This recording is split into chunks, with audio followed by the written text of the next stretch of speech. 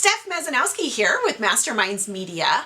I know many of you business owners are likely sitting down and having conversations about your 2025 marketing budgets about now. And if you're not, you will be soon.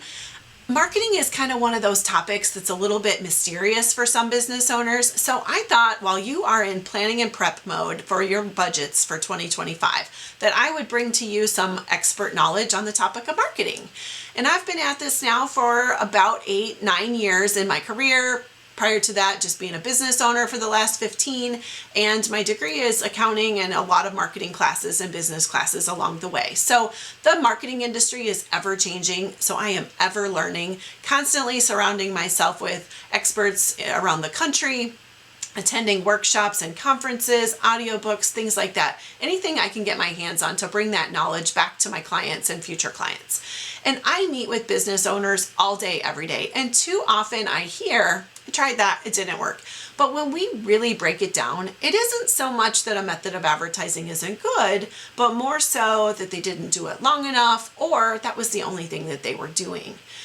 And so many people are hung up on this whole ROI thing, which I'm also going to touch on. Guys, which one method a lead came from is so 1980s, so I'll explain that.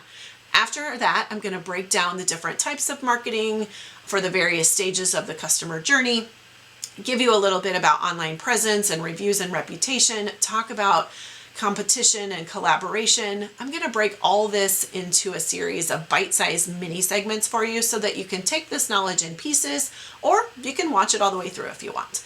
But first things first, and a topic that I think that regardless of who you talk to in the industry, one thing that we would all likely agree on is the amount that a business should be investing back into marketing. And notice I said investment and not expense. I often find when talking with businesses that they view marketing as an expense, and then suddenly that feels like this negative thing and something that maybe could be cut. But truly, guys, if you're not growing, you're dying. And even if you think that you have all of the business that you think that you can handle, you have to keep that pipeline full. The minute that pipeline starts to run dry, you're scrambling with money that you don't have, trying to fill it back up again. It's about building and keeping your brand top of mind now as well as into the future. It's about staying relevant and maintaining your share of the market. If you cut back or stop completely, somebody new in the industry or an existing competitor is going to come in and snag your portion of the market share.